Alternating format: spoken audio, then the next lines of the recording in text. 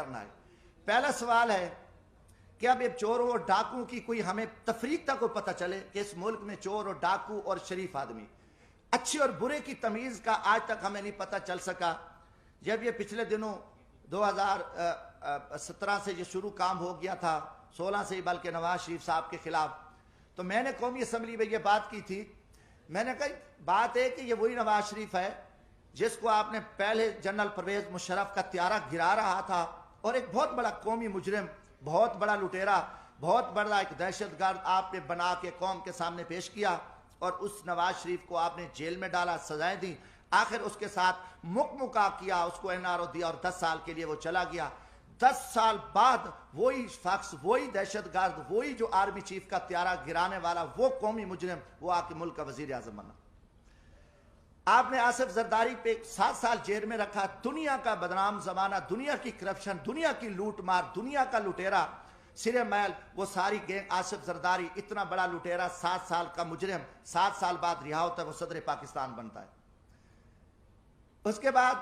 پھر یہ فارمولا کہ نواز شریف نے وہ میمو گیٹس ہوں، وہ ڈان لیکس ہوں، ملک دشمن، اس نے مودی کے ساتھ دوستی لگائی، اس نے افواج پاکستان کے خلاف سازش کی، اس نے جندال کے ساتھ بیٹھ کے افغانستان میں سکریپ کا سودا کیا، راستے میں اس کی گاڑیاں بارڈر پہ پکڑی گئیں، ان کو بڑا کچھ کیا، اور اس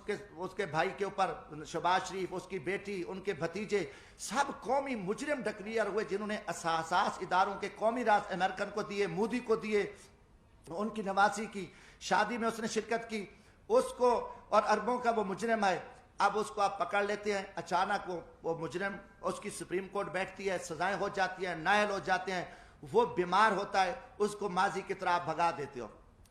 اب ان کے پورے وزیر مشیر آپ دیکھیں گے، شہباز شریف ضمانت پہ، وزیر داخلہ جو رانا ثناء اللہ صاحب ہے، اس کو کس نے پکڑا؟ اے این ایف نے، اینٹی نارکو ٹیکس نے، اس کو فوجیوں نے پکڑا، اس کے اوپر 15 کلو ہیروین کی ایف آئی آر، وہ ضمانت پہ، وہ وزیر داخلہ ہے۔ یہ سارے پکڑے گئے، مجرم تھے۔ مجرموں کے بعد آپ دیکھیں 3.5 سال بعد یہ سارے مجرم پاک ہو گئے، ساری چیزیں ختم ہو گئیں، اچانک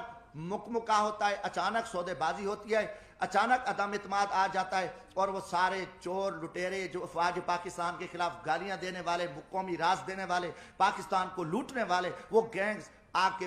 وہ وزیر اعظم بھی بن جاتا ہے، شہباز شریف، اس کی پوری ٹیم بھی آ جاتی ہے، اب نواز شریف بھی پاک ہے۔ یہ قوم کے ساتھ آپ مذاق چھوڑ دو، کم از کم میں پاکستانی ہوں، جمشید دستی کا جینا مرنا یہ ملک ہے، میں مزدور آدمی ہوں، نہ میرے اثاثے ہیں، نہ میری کوئی لوٹ مار ہے، نہ میری کرپشن ہے۔ میں پاکستان کی عزت کے لیے، اس ملک کی بقا کے لیے میں بولوں گا، چاہے وہ کوئی جرنل ہو، فوجی، چاہے وہ عدلیہ کا چیف جسٹس ہو، چاہے وہ کوئی سیاستدان ہو، یہ ہمارے اوپر ایمانی ذمہ داری ہے، اللہ کا حکم ہے کہ آپ سچی بات کو جو ہے نا آپ نہ چھپاؤ۔ تو یہ میں ضرور بات کروں گا۔ اب قوم سمجھ چکی ہے کہ کھیل کیا کھیلا جا رہا ہے، اب اس کا کوئی جواب دینے کو تیار ہے۔ جب آپ کال ان کو چور ڈاکو کہہ رہے تھے، آج ان کی وضاحتیں کر رہے ہو، وہی جسٹس جو آج ماشاءاللہ ہمارے چیف جسٹس عمر عطا بندیال صاحب کل انہی بینچوں میں ان کو سزائیں دے رہے تھے، انہی کو مجرم ڈکلیئر کر رہے تھے، انہی کے اوپر حکم چل رہے تھے، آج وہی چیف جسٹس رات کو بیٹھتے ہیں اور ان کو پاک کر کے، کلیئر کر کے اور سارا کچھ کر کے کہتے ہیں جی صاف ہے۔ اب یہ چیز نہیں چلے گی۔ پہلی بات ہے کہ دیکھیں، ہم غریب طبقے کے لوگ ہیں، ہم لاشیں اٹھا رہے ہیں، ہم لوگوں کی خدمت کر رہے ہیں۔ میں وہاں بھیک مانگ کے غریب مزدوروں کے بچوں کے لیے، جہاں عورتوں کو ذبح کیا جاتا تھا، جہاں جگیرداروں کے ڈیرے پہ غریبوں پہ کتے چھوڑے جاتے تھے، وہاں ایک میں شخص نے جدوجہد کر کے ہم محنت کر رہے ہیں، لاشیں اٹھا رہے ہیں، دریاؤں میں کھڑے ہیں، ہم سراؤں میں بیٹھے ہیں، ہم محنت کر رہے ہیں۔ اب ہم سے لوگ پوچھتے ہیں کہ بھائی آپ کی کسی جی ایچ کیو سے دوستی ہے؟ آپ پاگل ہو؟ آپ جی ایچ کیو سے دوستی ہے تو آپ آ سکتے ہو، ورنہ یہاں آپ کی جو عوامی خدمات ہے وہ نہیں ہو سکتی۔ یہ لوگ اب عام آدمی بھی، ہمیں چراوا بھی کہتا ہے، میں کہ بھی ہم تو یار عام غریب لوگ ہیں، ہم تو غریبوں کے جوتے اٹھا سکتے ہیں، ہم کسی جنرل کے جوتے نہیں اٹھا سکتے۔ وہ بڑے جوتے ہیں، وہ بڑے لوگ جوتے اٹھا سکتے ہیں، جمشید دستی کیا کر سکتا ہے؟ آج آپ نے سیاست کو تباہ کر کے رکھ دیا۔ آج وہ پیپلز پارٹی، وہ بھٹو کا نظریہ تھا، آج آصف زرداری اسٹیبلشمنٹ کے آگے لیٹا ہوا ہے۔ آپ نے ایک دروازہ کھولا ہے، اور سیاستدانوں کو آپ کتے کی طرح خیرات ڈالتے ہو اور وہ ارد گرد یہاں پھر رہے ہیں، عوام مر رہی ہے، لوگ ذلیل ہیں۔ اسلام آباد میں ایک تماشا لگا ہوا ہے، آپ نے نہ رمضان شریف کا کوئی تقدس کا خیال کیا، نہ آپ کو آپ کی عزت ہے۔ آپ ایک اقتدار کے حوث کے پجاری ہیں، آپ ایک فرعونیت میں بیٹھ کے آپ پورے نظام کو تہس تہس کر دو، اٹھا دو، مار دو، جو کچھ کر دو، کوئی آپ کے سامنے بات نہیں کہا۔ ہم بولیں گے، ہم ضرور بولیں گے، ہم نہ کسی جنرل کے سے ڈرتے ہیں، نہ میں کسی سپریم کورٹ سے ڈرتا ہوں، میں اللہ کی ذات سے ڈرتا ہوں۔ ہم انشاءاللہ اس ملک کی بقا کے جہاں بھی ہمیں موقع ملا، آج بھی میرا دل زخمی تھا، کافی دنوں سے ایک جھوٹ چل رہا ہے، میڈیا کو بھی پہ بھی تماشا لگا ہوا ہے۔ کوئی کتنے لوگ میڈیا کے تھے جو کل کیا تھے، آج بیچارے کہاں کھڑے ہیں، کس مجبوری کے تحت کھڑے ہیں، کیا کیا معاملات ہیں، مگر قوم سمجھ چکی ہے، قوم جان چکی ہے۔ گزارش ہے میرے بھائیوں، حالات بڑے تنگ ہیں ملک کے، پاکستان ایک خوفناک خانہ جنگی کی حالت میں آ چکا ہے۔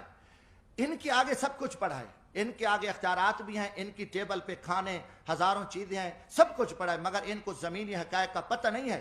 لوگوں کے آنکھوں میں خون نکل رہا ہے، ہر طرف ملک مہنگائی، بے روزگاری، لوٹ مار، نا انصافی، ہر پھنس چکا ہے۔ میں ایک زمین میں دیکھو، لیڈر بنتے نہیں ہوتے، لیڈر پیدا ہوتے ہیں۔